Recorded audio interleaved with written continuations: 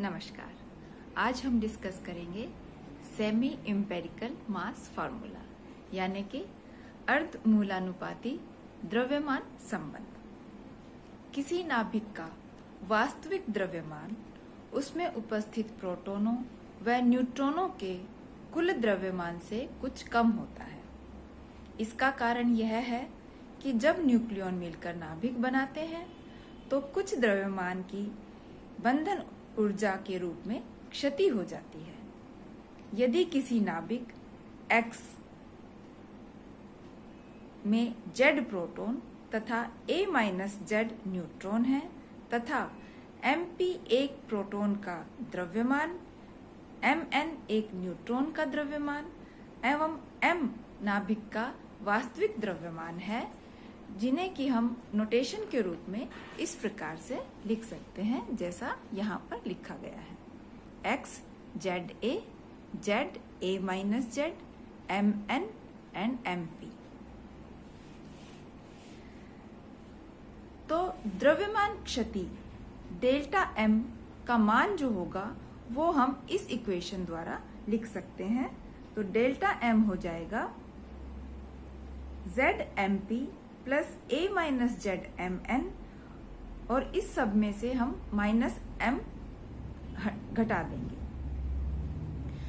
तत्पश्चात नाभिक की बंधन ऊर्जा B का मान होगा delta M into C square के बराबर, जिसका मान हम इस इक्वेशन द्वारा यहाँ पर लिख सकते हैं। इस पूरी इक्वेशन के अंदर डेल्टा M का मान हमने यहाँ रखा और उसे C स्क्वायर से मल्टीप्लाई कर दिया है, जहां पर C प्रकाश की चाल है। सन 1935 में वान वीजोकर ने नाभिक के वास्तविक द्रव्यमान को नाभिक में उपस्थित न्यूक्लियनों के कुल द्रव्यमान में बंधन ऊर्जा के कारण संशोधन लगाकर एक संबंध द्वारा व्यक्त किया, जिसे अर्ध मूलानुपाती द्रव्यमान संबंध कहते हैं।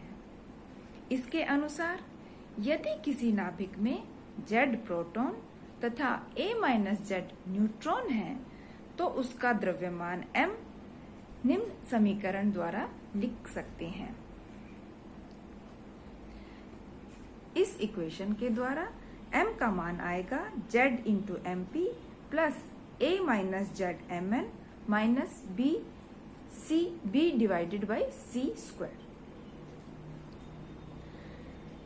नाभिक के अवयवों के द्रव्यमान ज्ञात न होने पर बंधन ऊर्जा B को स्वतंत्र रूप से अलग अलग ऊर्जा पदों का योग माना गया तथा उसे निम्नलिखित रूप से व्यक्त किया गया, यानी कि B का जो मान है वो हो गया B बराबर है B0, B1, B2, B3, B4 का योग के बराबर,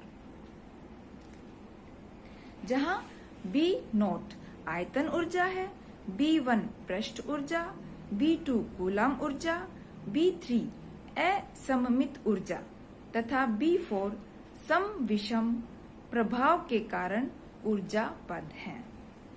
इन सभी का मान निकालने के पश्चात हम B का मान कैलकुलेट कर सकते हैं और इस B का मान उपरोक्त इक्वेशन के अंदर रखने पर हमें जो M का मान प्राप्त होगा, जो कि नाभिक का द्रव्यमान है, उसका मान हम इस इक्वेशन द्वारा लिख सकते हैं।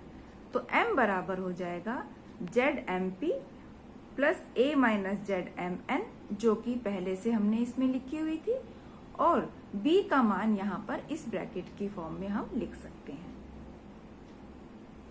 तो ये जो इक्वेशन है ये M का मान, नाभिक का द्रव्यमान का मान हमें बताती है।